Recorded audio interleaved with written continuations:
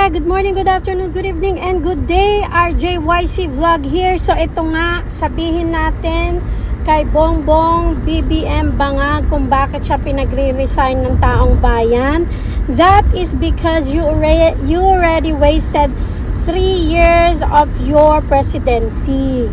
Sana naman wag mo nang gawing 6 na taon. Kasi parang wala na sa hulog talaga eh.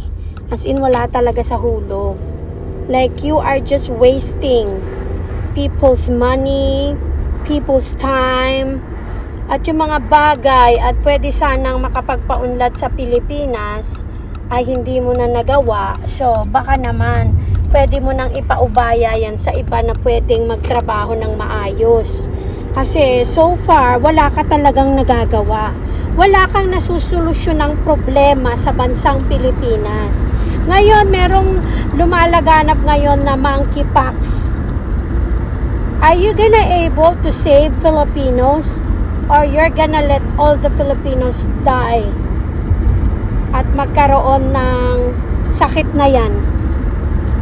Kasi kung wala pa nga pandemya nagiging daig pa ng Pilipinas ang may pandemya ngayon eh. So, anong plano mo sa Pilipinas? Bumaba ka na lang. Kasi wala kang alam sa leadership. Wala kang alam sa pamumuno ng isang bansa. Kaya bumaba ka na lang. Parang awa mo na sa taong bayan. Bumaba ka na. Okay? Resign. BBM resign. Bumaba ka na.